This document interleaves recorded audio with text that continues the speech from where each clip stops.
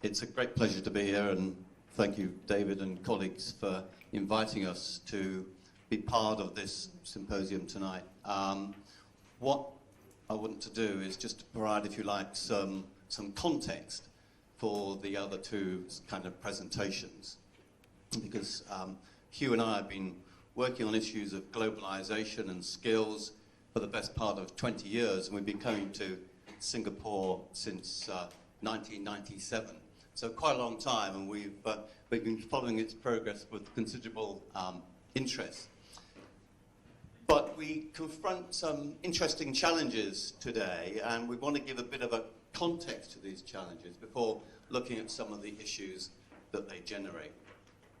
The first point really to make, we think, is that our typical way of thinking about skills in the global economy may be faulty.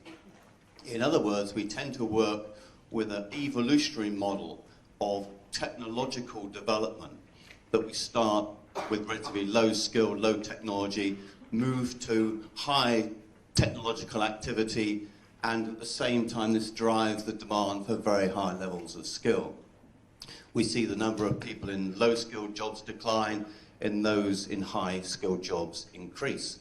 And the assumption almost is that this just continues forever. And of course, it doesn't continue forever. And one of the things I think that we've got to remember is that, as Schumpeter pointed out, we're in a constant state of commotion in which the capitalist global system is constantly looking for innovation and change. And if there's one thing that we've learned over the last 20 years, it's just how rapid some of these changes have been. If you think about where we were 20 years ago, and the debates within Europe about a world, for example, divided between head and body nations, where all the thinking for the world, or much of it, would be done in the West, and that China and India would take decades to catch up, we can see just how far away that scenario is from the reality of today. So, as we mentioned, this research we've been conducting is ongoing, and we're doing new research here on talent and multinational companies based in Singapore, China, and India. We're happy to talk about that in questions at the end. What I want to do now is just outline 5 key trends. Some of this will be familiar to you, but it provides a useful context. The first is, again, that the Western assumption was that there would be a significant expansion as there was a skills race within Western economies, so we'd expect higher education to expand there very rapidly. But of course, what we've seen over the last 2 decades is the very rapid expansion of higher education around the world, including economies such as China. China being the outstanding example of very rapid mobilization of educational provision. Now, we can have a discussion about the quality of some of that provision, but nevertheless, this challenged the view that higher educated labour would largely be concentrated in certain developed economies. And there was at least a great doubling over a 10-year period from 95, and that has continued to today. So those figures are now dated. And we've also seen China suggesting that it was going to add another 95 million graduates to the labour market over a 10-year period, which has implications not just for China, but also for the rest of the world. And when you think about the slowdown in China, then this really does have implications for our thinking about that supply of skilled labour and what are we going to do with that labour, both in China and elsewhere. So that was, if you like, the first trend, this massive expansion of higher education. But in a sense, the Western debate wasn't challenged by that, as long as there wasn't also a quality cost revolution.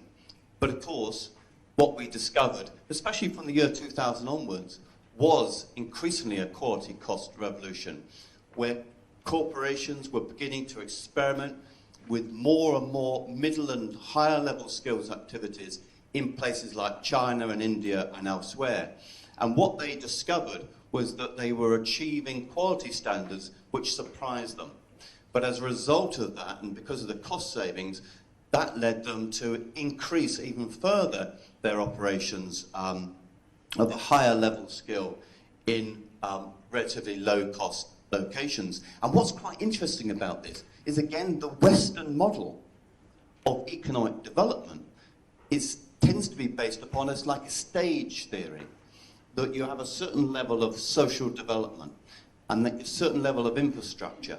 And as you improve on that infrastructure, then you can move to the next level of technology, the next level of skill, and so it goes on. But what we were finding was that these companies were creating oasis operations, these kind of small enclaves of global productive quality alongside, in some cases, the rubble of modernization. So the first world and the third world could share almost the same postcode.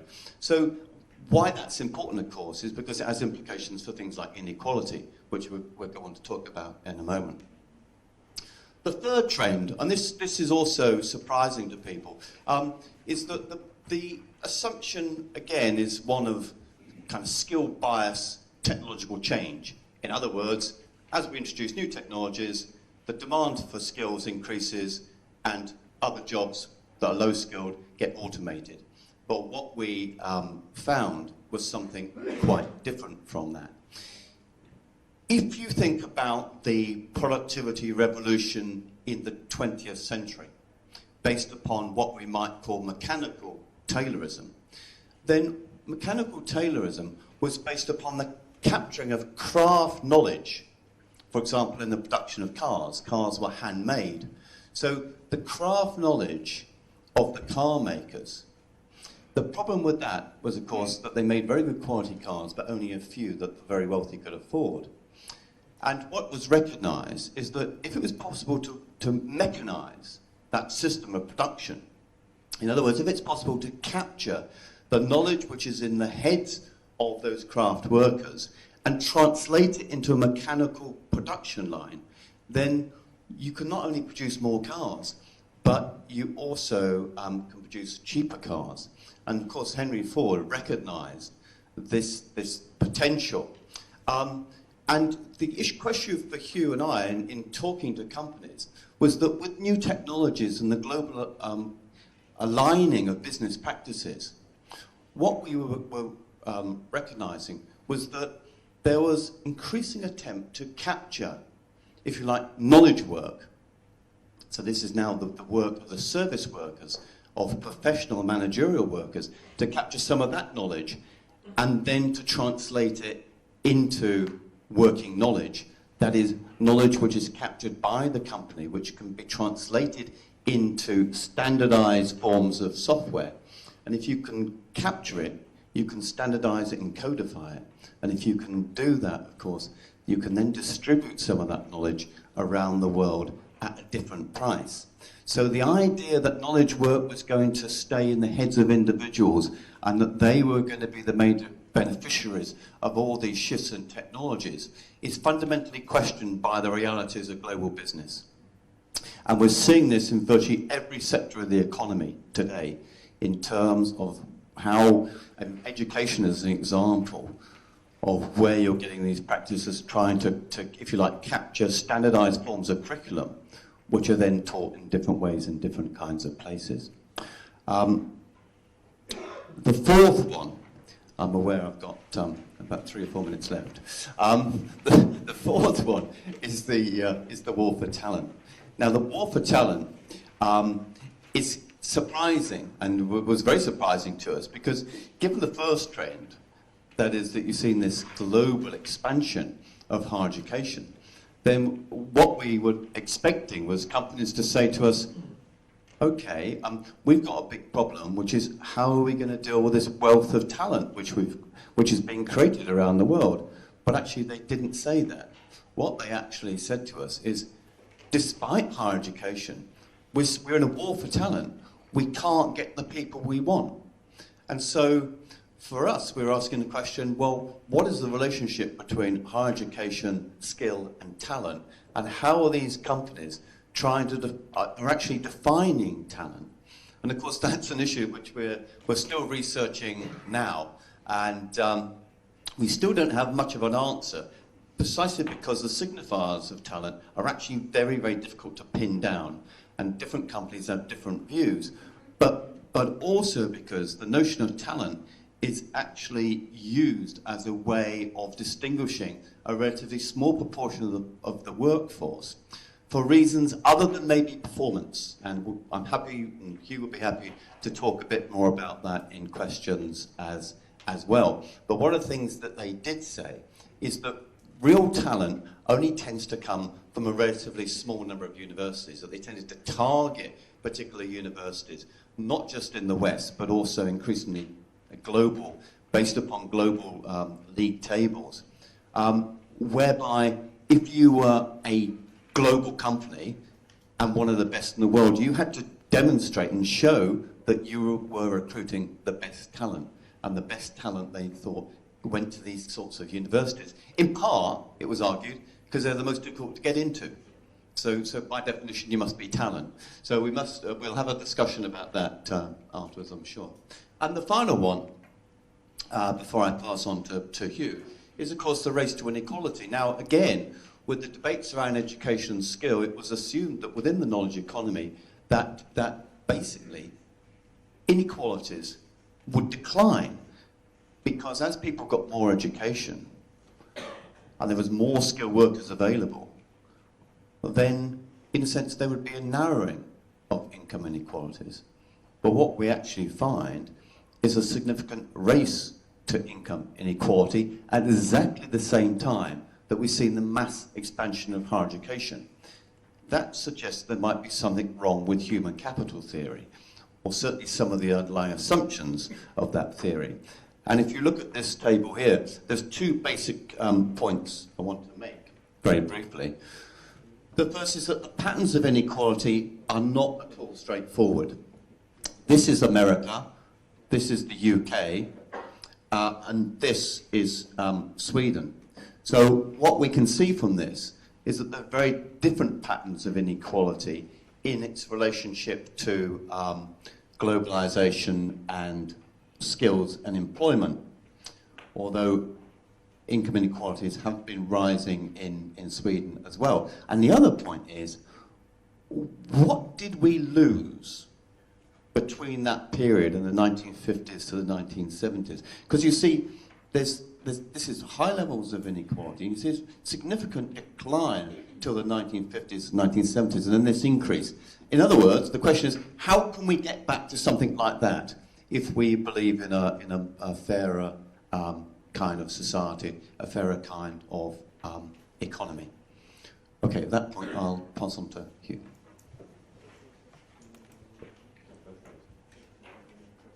Oh, this is, well, goodness, it's like a baton in a relay race. Okay, so I'm now going to take you on a roller coaster for 10 minutes or so of hope and despair, and pointing out, first of all, where there are issues that we need, where we used to think there was hope, but there is not so much hope, but also pointing out where there are possibilities for greater opportunities. So that's the brief, and the brief is really to throw it open then to Sunju. Okay, now I'm in frame. I always prefer to be out of frame, or just half in frame. Skip on two. Yeah. So.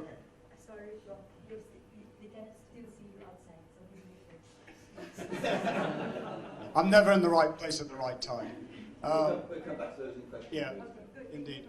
So this is the kind of agenda that we're looking at. And as you can see, there's a question here for ASEAN in general, which is about opportunities for emerging economies. There's a question about technology, and Phil's really dealt with that, and I probably will only deal with it very briefly, give you one short anecdote and move on. But there is a large, powerful theory of why technology should be seen as skill enhancing, and it just ain't necessarily so at all. I want to look at the stratification of knowledge work, And there is a big debate about robots right now. And I think the indication from Phil's presentation has been that it's not necessarily the robots that we need to worry about. There are a whole bunch of other ways in which technology is being used, which is stratifying knowledge work. The future of skills and employment, which is a kind of pass over to Sun Tzu, and then a point where we might disagree. I'm just to give you this point of disagreement, and that is on the issue of whether there is still possible to have industrial policies, whether the state can still engineer ways in which we can get higher skilled work. And that really is one of the key questions for, I think, this evening. And so the aim is to throw this open to you, to come back with questions, to make points, and develop this debate. So, first of all, the quality cost revolution. This has not been a good news story for the West, but it can be a good news story for Eastern and ASEAN economies in two respects. The first one is that there will always be the drive in terms of quality and cost. And there will be the drive to reduce the cost. So there are always going to be a demand, there will always be a demand for greater innovation to reduce those costs. And that is where we'll get a competitive edge. And that innovation can come from anywhere. So there's an opportunity there. But there's also an opportunity in terms of some of the routine work that's now associated with digital terrorism. Because there will be people that have not got the best education yet in some of the ASEAN countries who will be able to nevertheless do that kind of work because there's an input there in terms of levels of literacy and numeracy that can be utilized. So there are some points of positive points there, I think. There is, I think, especially in the ASEAN region, a greater opportunity for education because of the commitment in various ways for societies and for states, nation states, to develop their education systems. The difficulty, though, is that not everyone's going to be a winner from what the point that Phil's made in terms of talent. And therefore, there's a fear of credential inflation. And there's a question then about how we might address that credential inflation. Not everyone needs an academic university education in the first instance, although what I should to foreshadow this, what we'd be arguing for is some level of progression. So whatever point of entry into the workforce you have in terms of your qualifications, there should be some way of being able to move up the ladder, the skills and credential ladder. So I'm not going to say much about this. This theory, which is a close cousin to human capital theory has dominated thinking about the education, skills, labor market connection for close on 30 years or more. And it's been the dominant theory for most governments and certainly the OECD, and it just doesn't work anymore. And the connection to that is the skill bias theory. The assumption was that when you got new technologies, they would always increase the demand for greater skill. And that's clearly not the case.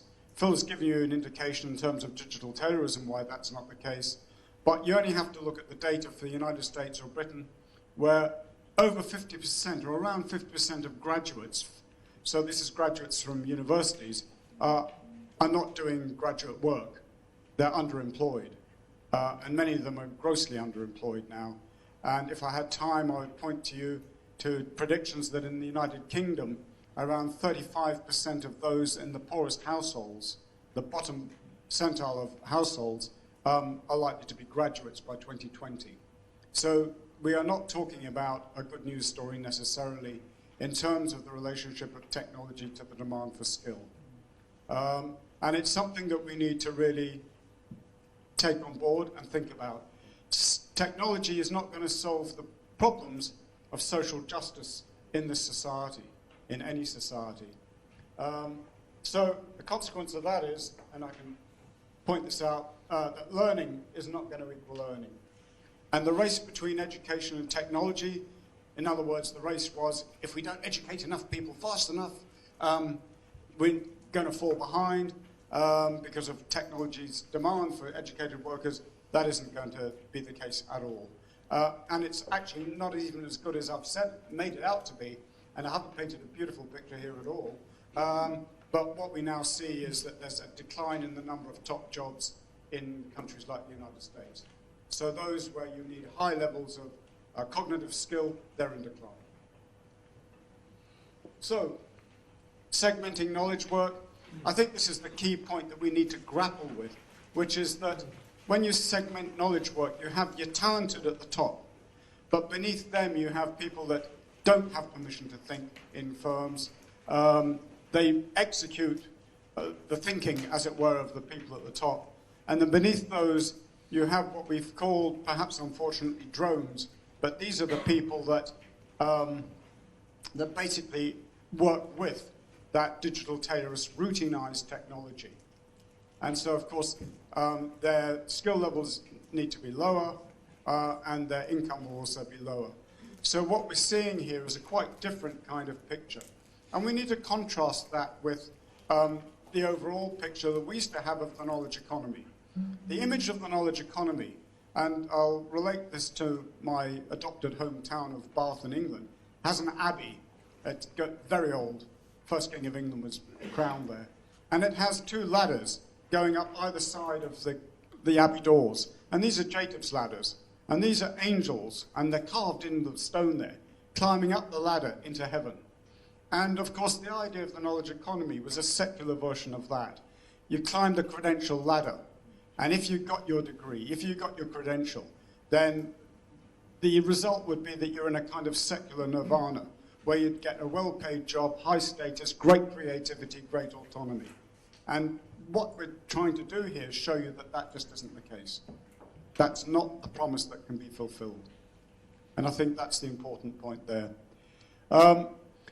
It's more complicated than that because, of course, what we know is that now multinational companies have value chains, global value chains, and much of the work which used to be high skill in one area is now being offshored. So to give you one example, from Singapore, we were talking a couple of years back to one of the 4 top accountancy firms, and we were talking about the various skills that they were considering to offshore. And I said, well, what about analytics? Big trendy things, even bigger now. And they said, oh, that's already gone. Where do you think it's gone to? You think India? No. Where's it gone to? It's gone to the Philippines. They must have a whole bunch of real smart statisticians in the Philippines. That's the only conclusion I could come to. So offshoring means that there are real questions about what can be retained of high-skilled work in any one country when you have multinationals which are constantly looking for a cost advantage in terms of their value chains. So these are the 3 roles: developer roles, or the talent, as Phil has called it, the demonstrators, and then the drones, in terms of the stratification of knowledge work. So then there are questions about the future of skills and employment.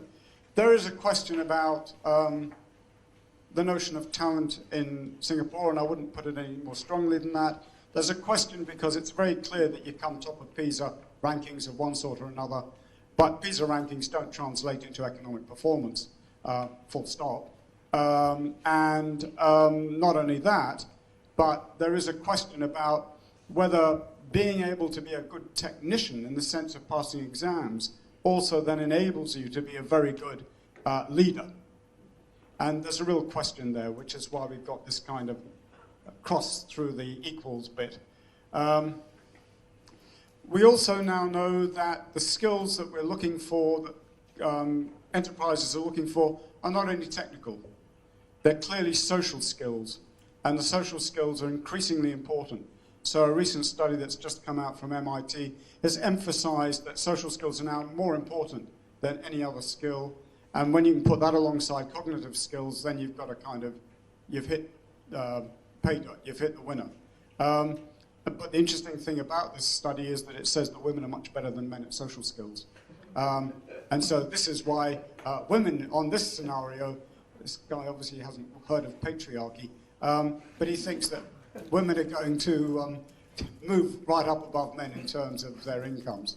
I'd be delighted and surprised if that would be the case. But nevertheless, it does point to the importance of social skills of various sorts, very important. I think that the other point is that there's much talk about hollowing out of middle income jobs. But very clearly, there's a whole range of jobs that can still and should be done. And these are not only the traditional craft jobs, but those to do with various technical jobs. And that will require a new form of vocational education.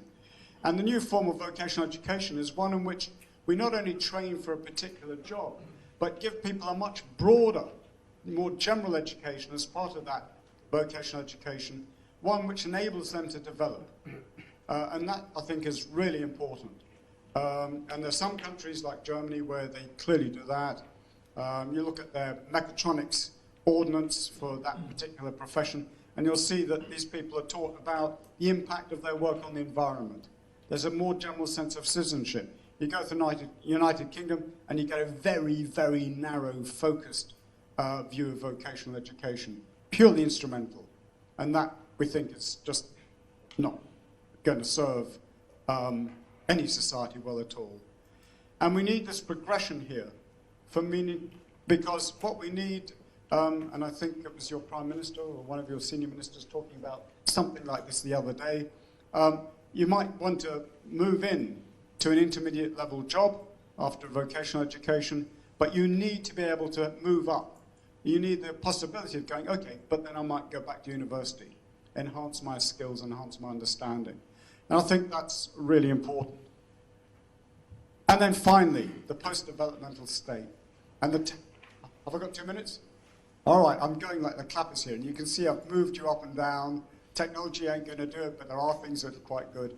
Now I'm going to try and finish on a very questionable up. And the questionable up really has to do with this here. There are problems, of course, in terms of limitations of the TNC model. You only have to look at a country like Vietnam, and what it looks like from the outside at least is a middle-income country. And it's a middle income because around 80% of people there have very few skills. Yet they've expanded their industry rapidly, and at the same time, their value added has been almost flatlining for 10, 15, well, since 2000. So there's a sense in which low skill is being utilized in an industrial context, and that needs to change. And the question then is how we get that to change. It's difficult for SMEs to lock into global value chains because the moment they lock in, they might find that the multinationals moved on. And there's a clear example of that in Costa Rica, where Intel moved in, they educated people for Intel, and then Intel walked away. So there's a sense in which there always needs to be some involvement by the state to try and get the spillovers from multinational companies. Now, you can do it in China, no trouble at all, because they're very powerful, and you put up a school bus firm from Germany on one side of the road, and the next thing there's another school bus service going up on the other side of the road, and there are identical buses getting rolled off one day after they first start rolling off from this side over here. So they can do that, but not every country is powerful enough to be able to do that. So there have to be other ways in which we can gain spillovers from multinational investment, which actually enhances the capacity and the capabilities of a country. I've dealt with this. I think the key point, or one of the takeaways from this evening, is that what's good for industry is not necessarily good for society. There's a whole lot of statecraft work that needs to be done to put those two things together. And it's becoming increasingly difficult and more complex to be able to do that. And then industrial strategy. The question really is, can states do what Singapore has done so brilliantly, for its history, in terms of industrial strategy. It's been the model for how you do industrial policy. And the question now is, has the world become so complicated? Has industry changed so much that that no longer is a viable possibility? I think that if you box real smart, and there are many examples from around the world as to how you can do this, then industrial strategy should still be alive. It's just that it needs to take different forms, and it needs very smart people, and they've been very smart in this country to be even smarter. Thank you very much.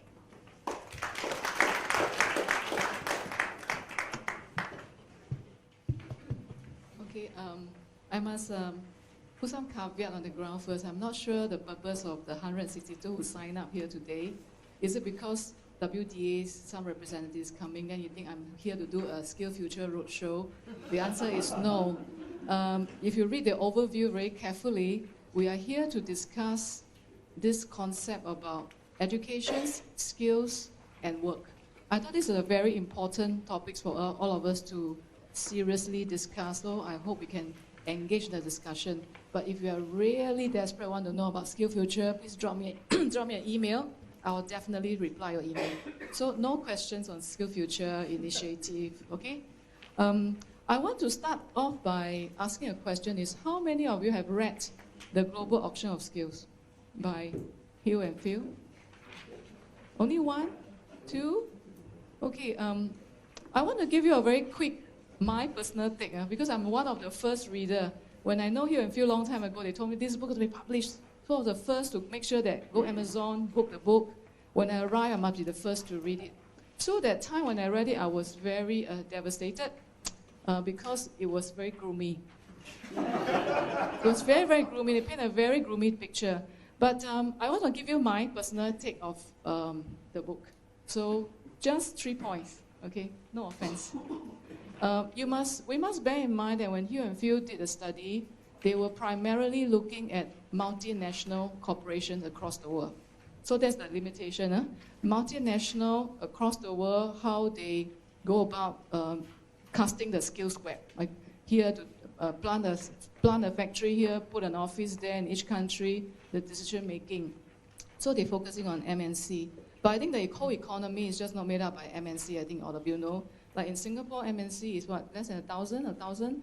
But our SME, small, medium enterprise, is about 190,000 firms.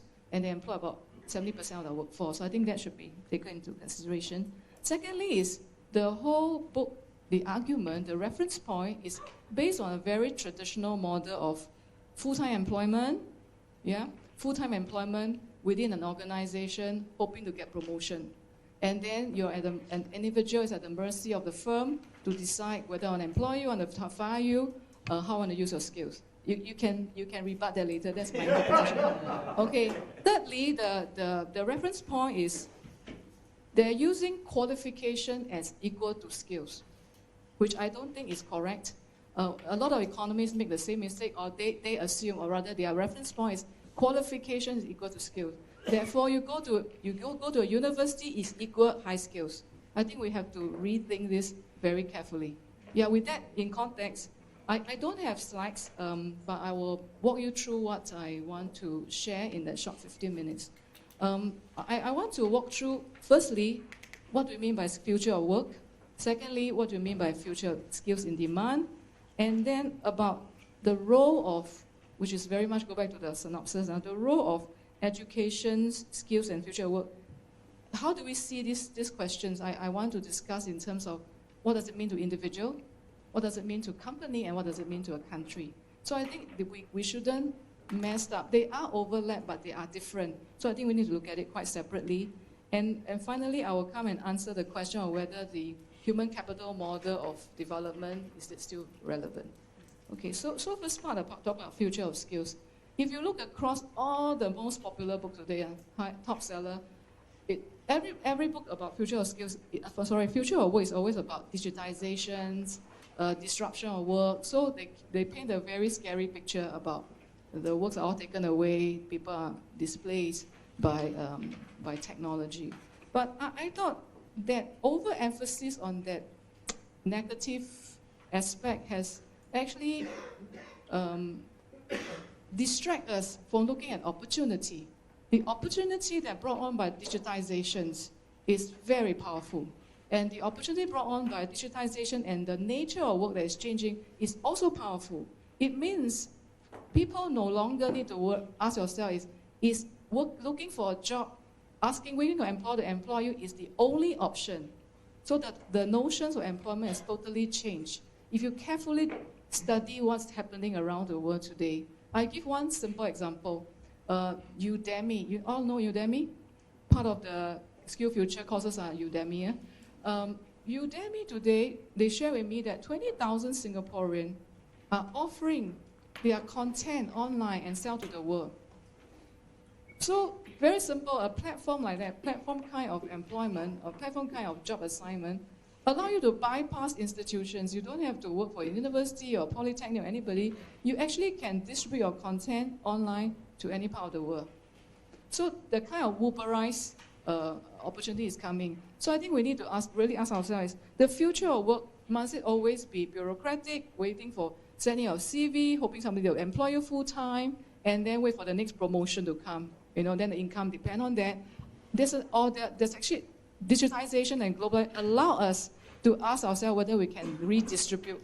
Individual can go through different channel of distribution to distribute your skills. And in fact, that may be a better way to, I'm not saying that it's either or, I think that there are new development coming along for us to consider, not overlook this kind of development in terms of the other notions of how employment is being arranged and created. And to me, that is a very fabulous and exciting opportunity for us to rethink what do we mean by employment and work. Then the second thing I want to talk about is, of course, this kind of development in terms of new arrangement of work will require everybody to work via platform, via technology. You can't do it on your own because you can't distribute your skills sitting at home or your desk. So the technology will be the one that's enabled. Okay, so I want to go on to this future skills in demand. There are many things. Today you go Google, there are tons of, in fact, I think the World Economic Forum just released the top 10 future skills for the next 10 years. And I receive a lot of this forwarding. People all think I'm interested, all forward to me about this top 10 skills. So I think you can Google and find out.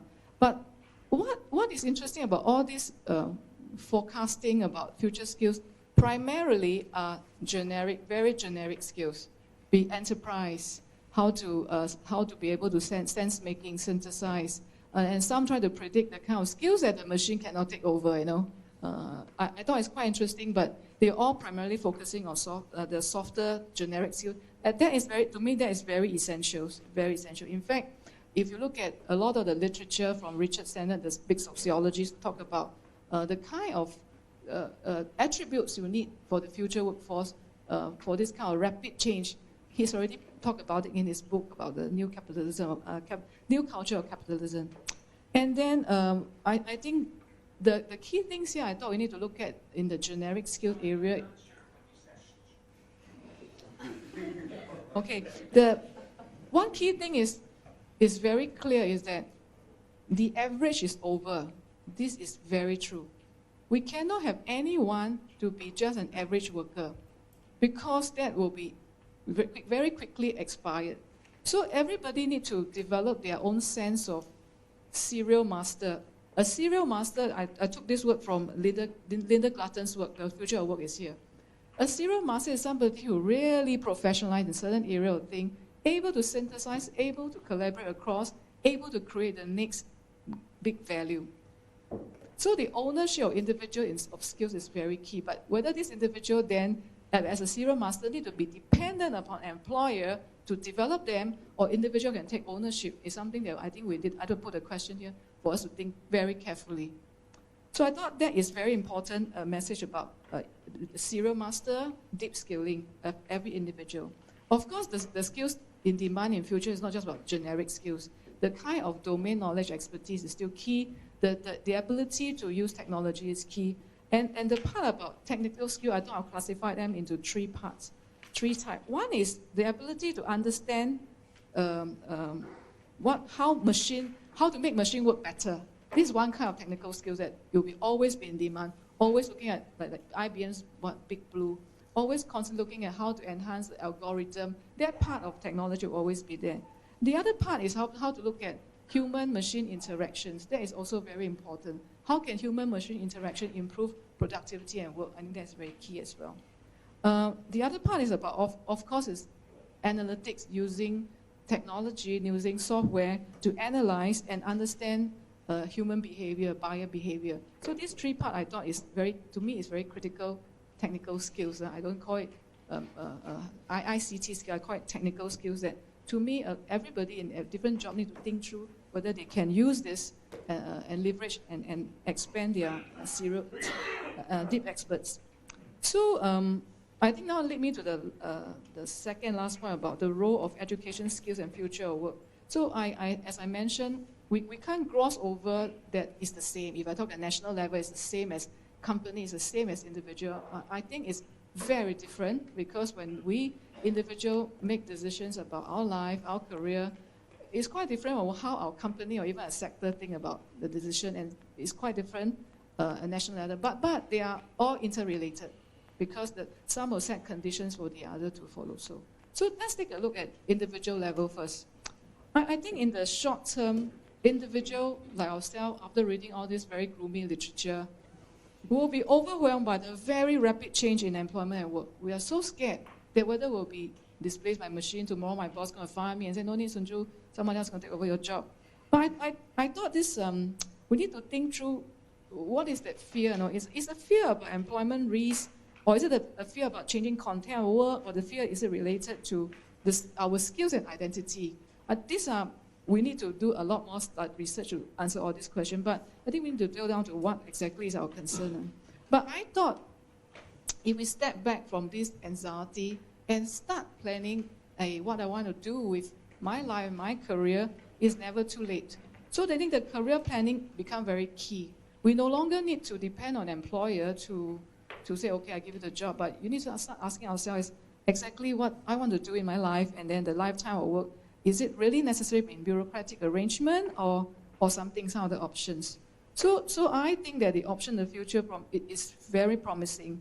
An individual may want to consider anchoring into its expert specialized area, and then decide how you want to distribute your skills. Yes, you may offer some time in certain kind of employment, but you also can distribute your skills even across borders, like we say about Udemy. There are many other examples that we have seen how individuals distribute their skills, likeelancing.com. Do you know that there are 167,000 Singaporeans registered and put up their skills that they can e-lance for others across the world? So I thought this is fascinating, the kind of opportunity coming forward. And because of this, I thought it's not about employment security. To me, skills is a security. Skill is a security, because how one seek out opportunity and then the channel of distribution for us to distribute skills is fundamental now. And I think that the kind of career we should always ask ourselves how we're going to position and build ourselves is anchored on three things. I call it entrepreneurial-professional-leadership. When I say entrepreneurial, it means about being enterprising. I'm not saying you must set up business, being enterprising. How do you brand yourself, and how do you continuously refresh yourself? But that part is very key as an E. Professional means that we will need to establish multi-channels. We know where are the sources of assignment coming from, the work coming from. How do we distribute ourselves? The kind of community we need to get plugged in, the kind of network we need to get plugged in. So that's the professional part. I think the leadership part is where the specialization, I call it, become the thought leaders and the experts in that area.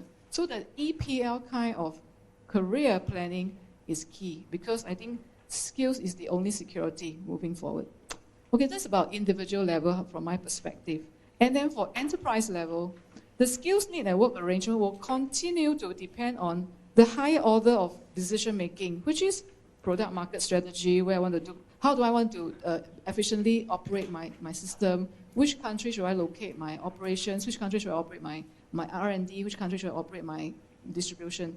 I think that will always take, it's more important than they will consider, before they even think about how do I design jobs, where do I use the skill set. I think that are lower level thinking decisions for any firms. So if we know this in mind, So the way firms make decisions, they have their own logics. And sometimes partnerships, sometimes collaborations, sometimes offshore, it makes logical sense at all. So I think there is no, to me there's no issue, and we actually can't change the mind of the employer very much on this. And of course, some sector will change faster than the other. Some sector can go globalization, some, internationalization, some sector can't.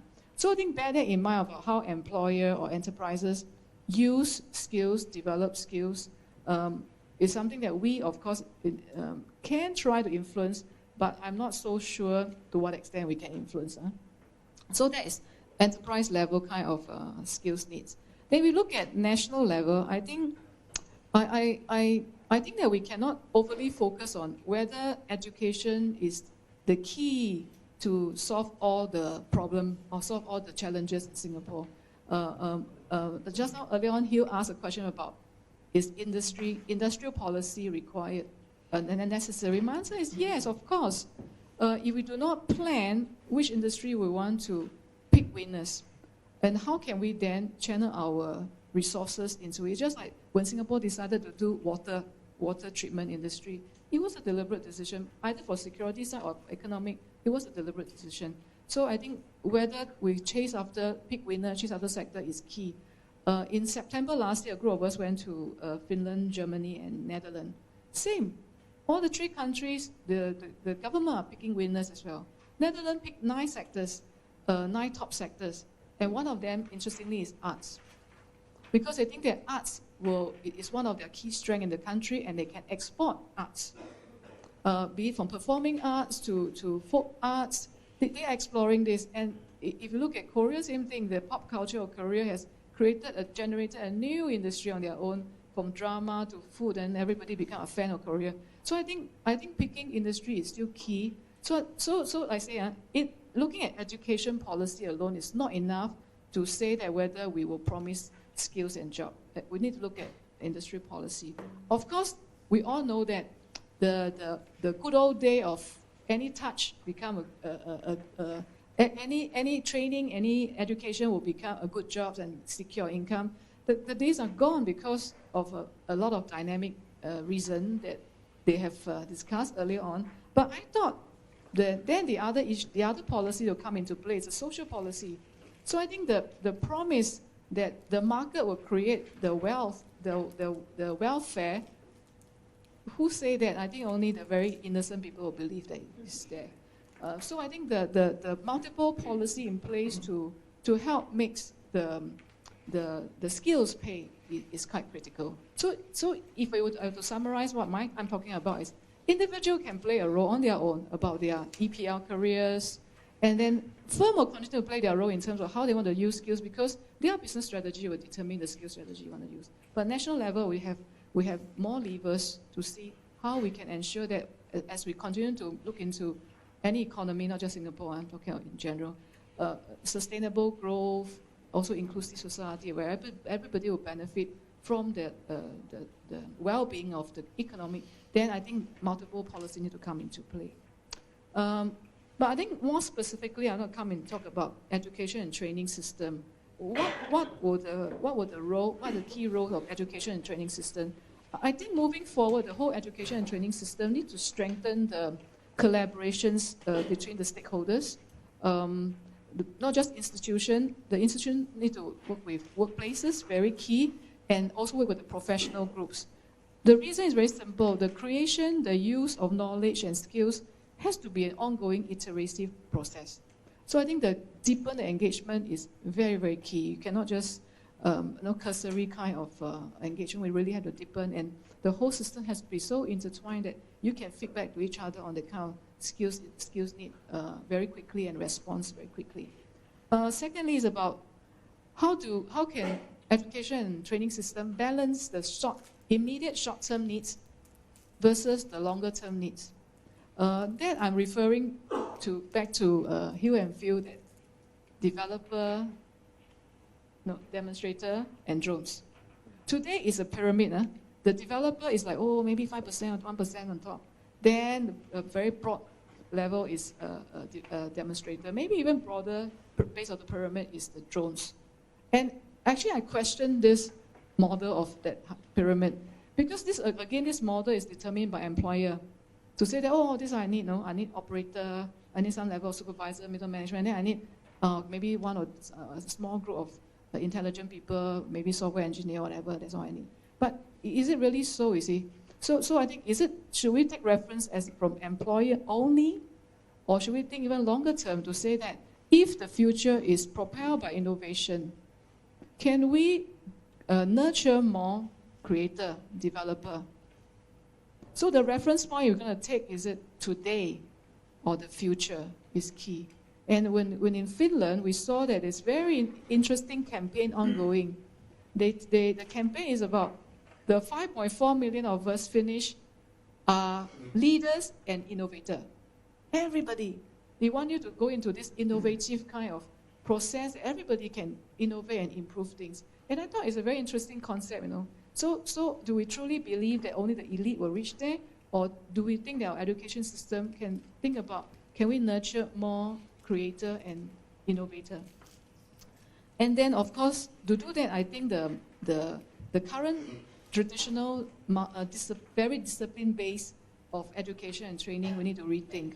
Because moving forward, look at the kind of generic skills needed of a creator or deep expert. They need multidisciplinary, transdisciplinary kind of background, learning, and skill set. So is the education and training system able to tailor to this? I think is quite key. That means, can it really tailor to facilitate the development of a creator and developer?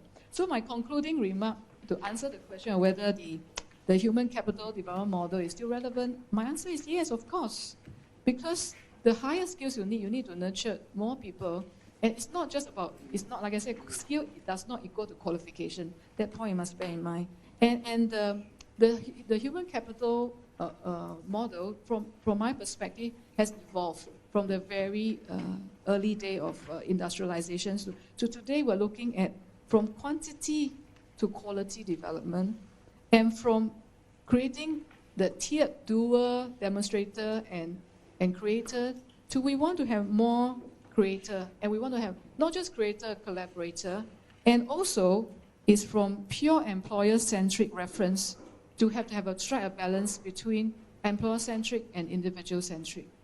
So that's all I have. Thank you.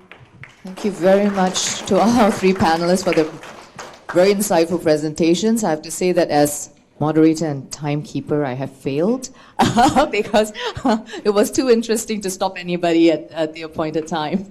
But at this point of the session, I would like to invite Professor Lauder, Professor Brown, and to maybe respond to Dr. Gog, because Dr. Gog, in her presentation, she had a chance to kind of reference back to what they had mentioned earlier into their book. So, gentlemen? Okay, let me... We're still friends, huh? Let me start. We're definitely still friends. And we're actually on the same page, which is how do we think about the future of work? Where's it going? And the thing is, Sunju is too pessimistic. She's too pessimistic because what she's actually ended up doing is she's assumed that employment is dead. That the current pattern... I didn't say that. Hang on, we can come back. That the current pattern of employment, actually, is something which is disappearing, right? And that therefore we have to put our faith in a new digital economy where more and more emphasis is placed upon individuals to create work for themselves. Now, so therefore we'd get more of a bottom-up economy than a top-down. Now, there are aspects of this which I think are correct, in the sense of there's a lot of discussion about the sharing economy and the platform economy. But one of the things that's clear about that is the platform economy is about the platforms are controlled by one or two companies. Uber is a fantastic example where all the technology and all the knowledge is captured by just a very small number of people who work for Uber. And everybody else has to use that platform. And this kind of salaries people can make can vary and it can fit into your daily life. But of course, as I've mentioned before to Sanju, bills tend to be monthly. So that most people are looking for a job which can pay monthly bills. And what Hugh and I have done is really to challenge the knowledge economy idea that the kinds of jobs in the future were going to be more and more skilled and more highly paid. Now, having said that, that doesn't mean we give up on the future of employment. But what it means, ultimately, is that with technologies, we can't have a situation where some people are working 60 hours a week, being paid very large sums of money, while others are scraping around trying to find 10 hours of work, being paid virtually nothing. So we need to redefine, it's true that we need to redefine work, but putting all our faith in some kind of digital economy, which will allow people to actually sell themselves on these international markets, has its place. But the idea that this is going to be a fundamental organizing feature of the economy, I think is questionable. Okay, firstly, I never say employment is dead. I think there will still be employment, but individual will have an option. It's just like employer have an option to decide, oh, this is core skill, I want it to be developed in-house, this is peripheral, I can outsource the services. I think it's actually complementing to each other is that if I use another example of maybe not considered freelancing or platform kind of economy, if you look today at consulting firms are individual domain expertise working together. They have shared services, but the individual can still continue to develop their expertise. So if you look at that kind of work arrangement, it is not really an employment. It is not. Individual has autonomy to decide, I want to deep skill in certain area, and it is not so much about, it's different from today, the generic kind of employment arrangement. So I'm not saying that in the future it will totally swing towards the kind of e-lancing, but I'm just saying that skills as a security will allow individual to make certain decisions. To me, there's a hedge against income risk and employment risk as an options. So I don't think it's an either or. It both would exist. In fact, I predict that the second pool will continue to grow in terms of the e-lancing, in terms of offering their services across the world. We are seeing it already happening in Singapore. A lot of people, not just about Udemy, they are offering their expertise services across border. So I don't think it's about. So to me, it's not confined to geographical area that this is the country that I can only find my income in. So that's what I'm talking about. Hi, Sanju. Is it 2 against 1? It's not fair. Yeah, I'm trying to, not be 2 against 1 here. But I'd just like to raise some questions about about education and skill and training. Before I do that, you have a model there. Sanju has a model which is the one which lawyers use and which the big accountancy firms use. But maybe another model which might be perhaps more apt is that of the film industry. Yes. Because what you get with films is a team comes together, and then at the end of the film, the team dissolves. Now, the interesting thing about that is that if you're a star actor, you get the money and you're wonderful. If you're a star camera person or director, same. But for a lot of the people, including the writers on those films, the moment the film's disbanded, that's it.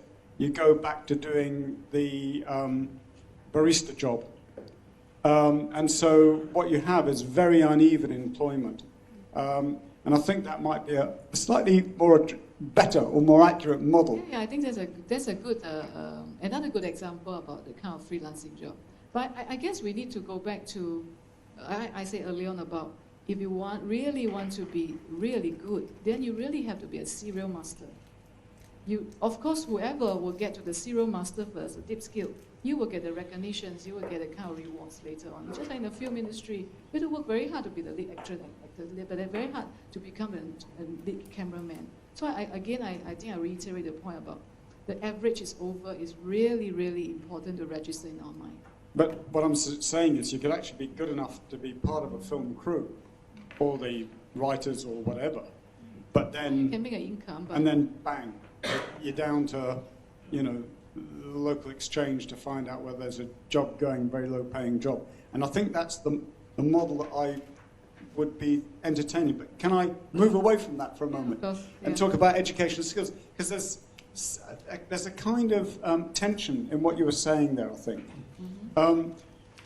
Because you were saying, well, it's skills which are important in a way. And you also, it seemed to me, suggesting that, you know, young people can learn these skills through IT. They teach themselves and auto. I think it's important not to confuse qualification is equal to Well, skills. that's what I want to come on to, if I may, because I think qualifications are very important.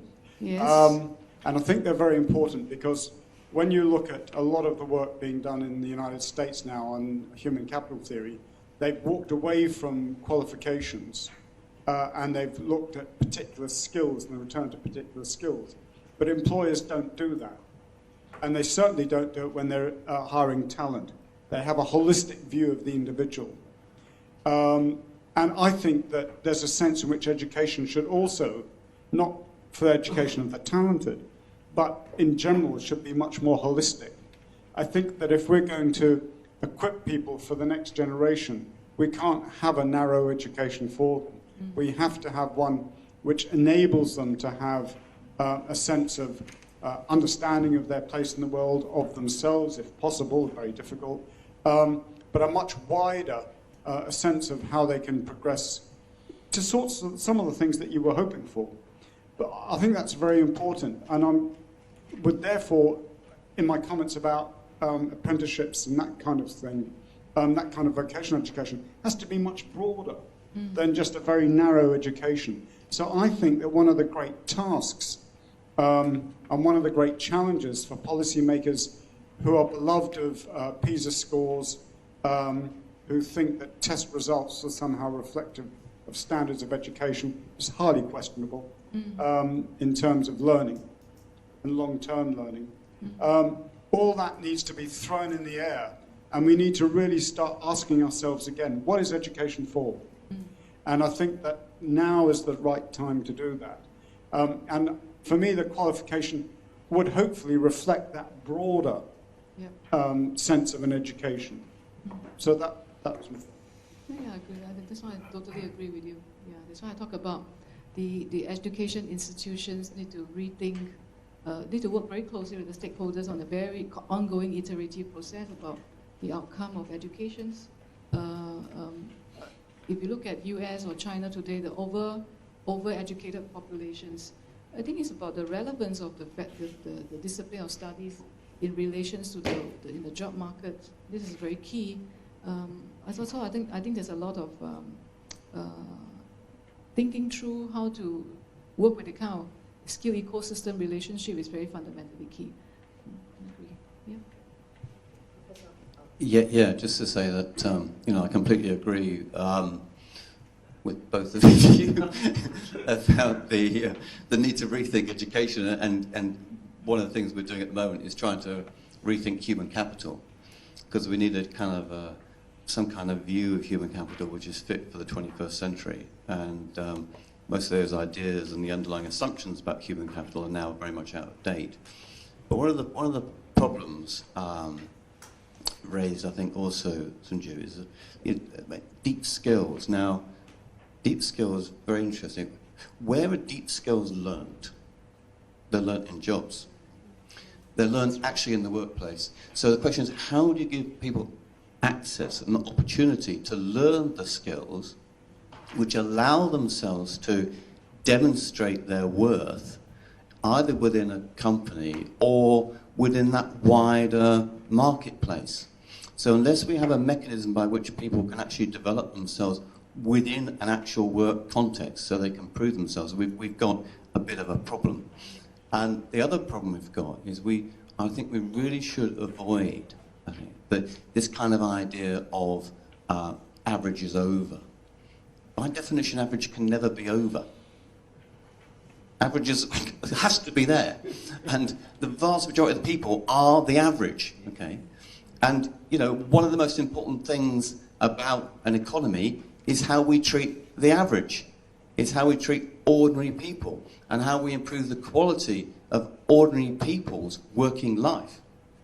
So there is, you know, there's a book called The Averages Over or whatever, and there's been a number of arguments I know about the end of average. You know, to me that's not the way we should look at this, because we need to look at the ways in which we educate and skill everybody, and that will not kind of change. And so so one thing I think we'd all agree with, I mean, how we try to get our heads around the future of work, how we try to work through our understanding of new technologies. Because, I mean, the robots, they're coming, but they're not the most important thing. I mean, the robots have been coming for a long time. You can go back to the 1960s and we were told that we were going to be taken over by robots, and certainly by now, and we clearly haven't been. But they're going to capture certain parts of our work, but as you and I have been detailing, it's certainly having quite a big impact in the digital economy. But where are the positives? You know, where are the positive challenges which allow us to create better jobs for people? And also, crucially, we haven't really talked about this, social equality and justice. The marketplace at the moment is so unequal. The distribution of rewards is so unequal, virtually everywhere. And in terms of our title, the emerging parts of Asia, I mean, how can we avoid, if it's possible, the kind of fragmentation and segmentation that we see in the developed economies? That's very difficult, and it will certainly need, for sure, some kind of new kind of political economy to find our way around this. Wonderful. Sorry. I'm loath to jump in right now because this is such an interesting exchange. But I'm also being reminded that our audience have burning questions and they would like a chance. So before we move on to questions from the audience, Sinju would like to have one last comment to Prof. I just want to very quickly reply feel about the average. When I'm talking about the deep skilling and skill mastery, I am talking about everybody have the opportunity to be deep skill and become skill mastery. It's different from what you talk about using statistical, average, medium here. Then this is the average population of people. The large proportion of everybody's average. I think it's the different notions that we're talking about. I think we need to believe that everybody have the chance to be able to deep skill themselves in their own chosen domain. The important thing is about how can we give the affordance to them. And this cannot be just education policy or education institutions. It will require the industry to think that, okay, I really want to develop this, give opportunity to my people to develop the more humanistic side of the strategy to come in and say that, yeah, I think we allow them to try out. And as you say that, it's not a lot of the deep skill and expertise actually learn from the work practice itself. But we also cannot rule out the role of the education and training institutions facilitating part of this. That's why I see sometimes, I'm not sure how many of us has gone back to school. And I say gone back to school is really the formal university and recharge ourselves. And when we go back and when we try to couple our practice with theory, the eureka moment will come. And we suddenly realize much more we can do in terms of the next breakthrough. So I think we still require the partnership between education institutions and the workplace and the individuals to make that deep skilling happen. Yeah, it's not either or.